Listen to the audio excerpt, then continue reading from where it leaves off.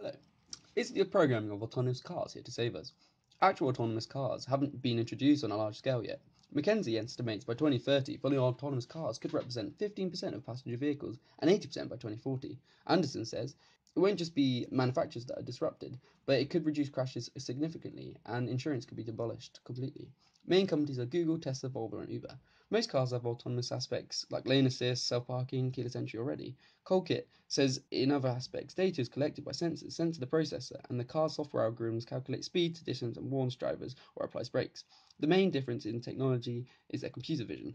Google uses LiDAR, Tesla uses a mix of cameras, ultrasonics, and radars. Williams says the Tesla system is always learning, getting cleverer. Cars stores data through sensors. This is different levels of autonomy, and an example of Tesla's system, and here's a quick clip. The car has taken over steering. No feet, no hands. Oh my god, this is so weird. This is an example of the LiDAR system. Driving is a massive killer. Mora stated 1.24 million people worldwide died in road accidents in 2010. Davies states 90% of which were human error. Anderson adds it's the biggest killer of young adults 15 to 29. Autonomous cars have no human error, unless there's a human error in the programming.